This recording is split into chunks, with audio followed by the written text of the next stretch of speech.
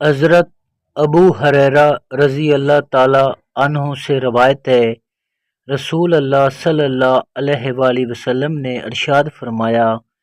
اللہ تعالیٰ نے میری امت کے ان کے دلوں میں آنے والے وسوسے معاف کر دیے ہیں جب تک ان پر عمل نہ کریں یا انہیں زبان سے ادا نہ کریں، اور وہ گناہ بھی معاف کر دیے ہیں جن پر انہیں زبردستی مجبور کیا جائے۔ حضرت عبداللہ بن عباس رضی اللہ تعالی عنہ سے روایت ہے،